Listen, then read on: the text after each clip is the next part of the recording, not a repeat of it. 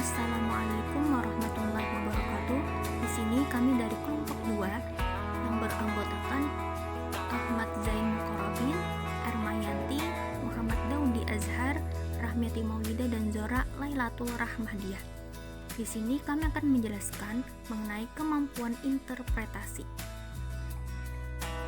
Kemampuan interpretasi. Interpretasi memiliki arti menerjemahkan cerita, karya seni atau situasi. Interpretasi juga memiliki arti memaknai sebuah ide, perasaan atau sebuah hasil karya dari satu media ke media lain. Dapat membuat analogi, anekdot dan model, melihat makna dari apa yang telah dipelajari dan relevansi dengan dirinya. Adapun kriteria yang dapat digunakan untuk menilai kemampuan interpretasi yaitu bermakna, berbagai wawasan, signifikan, ilustratif, dan membuat jelas. Pertama, bermakna. Menurut Kamus Besar Bahasa Indonesia, bermakna memiliki arti penting. Peserta didik memiliki kemampuan interpretasi apabila penafsiran atau terjemahan yang dibuat peserta didik memiliki arti penting dan sesuai dengan apa yang diajarkan. Adapun rubrik bermakna yaitu yang pertama sangat baik. Peserta didik dapat menyampaikan, menguraikan, menerangkan, dan menyimpulkan terkait suatu materi dengan jelas dan tepat. Kedua, baik. Peserta didik dapat menyampaikan, menguraikan, menerangkan, dan menyimpulkan terkait suatu materi dengan jelas dan tepat, tetapi belum sempurna. Ketiga, cukup. Peserta didik dapat menyampaikan, menguraikan, menerangkan, dan menyimpulkan terkait suatu materi dengan jelas tetapi belum tepat. Dan yang keempat, kurang. Peserta didik dapat menyampaikan, menguraikan, menerangkan, dan menyimpulkan terkait suatu materi tetapi belum jelas, belum tepat, dan belum sesuai dengan apa yang telah diajarkan. Materi selanjutnya yaitu berbagai wawasan. Menurut KBBI, wawasan berarti memiliki cara pandang terhadap sesuatu dari berbagai aspek. Pendidikan kriteria wawasan dapat dilihat dari interpretasi, pandang, atau bentuk penafsiran yang dilakukan oleh peserta didik untuk mencakup berbagai materi terkait dengan masalah atau soal yang diberikan. Selanjutnya, rubrik berbagai wawasan. Di sini ada 4 penilaian rubrik. Yang pertama, sangat baik, baik, cukup, dan kurang. Sangat baik, peserta didik dapat mengaitkan beberapa materi atau konten tertentu untuk menjawab persoalan yang diberikan secara tepat.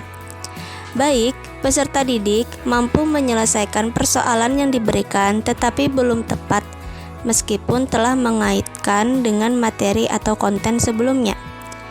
Cukup, peserta didik mampu menyelesaikan persoalan tetapi belum tepat dan belum mampu mengaitkan dengan materi sebelumnya. Kurang, peserta didik tidak dapat menyelesaikan persoalan yang diberikan tanpa mengaitkan dengan materi sebelumnya. Selanjutnya, pembahasan signifikan. Signifikan merupakan bahasa serapan dari bahasa Inggris yaitu significant.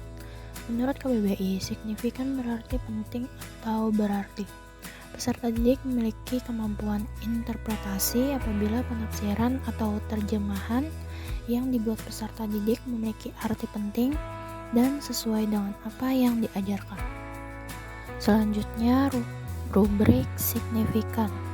Yang pertama itu pada tabel sangat baik, peserta didik dapat memberikan pandangan yang berarti dan relevan terkait dengan materi yang dipelajari secara jelas dan tepat. Selanjutnya, pada kolom baik, peserta didik dapat memberikan pandangan yang berarti dan relevan terkait dengan materi yang dipelajari tetapi belum sesuai dengan yang diharapkan.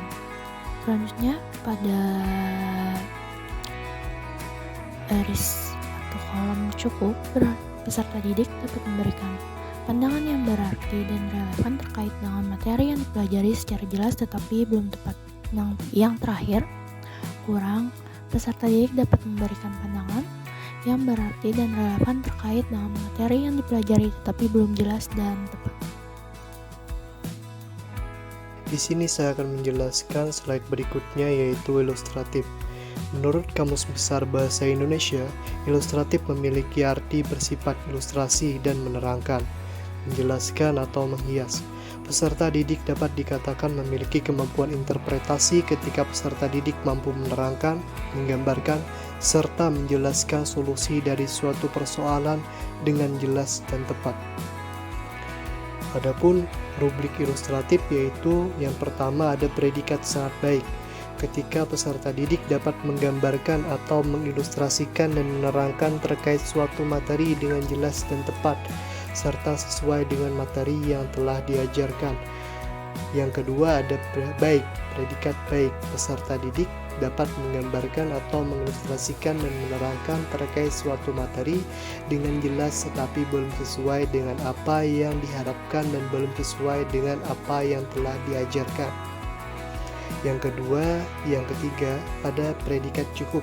Peserta didik dapat menggambarkan atau mengilustrasikan dan menerangkan terkait suatu materi dengan jelas tetapi belum tepat. Dan predikat terakhir yaitu kurang, ketika peserta didik dapat menggambarkan atau mengilustrasikan dan menerangkan terkait suatu materi tetapi belum jelas dan tepat. Oke, baik. Sekarang kita masuk ke poin yang kelima, yaitu membuat jelas.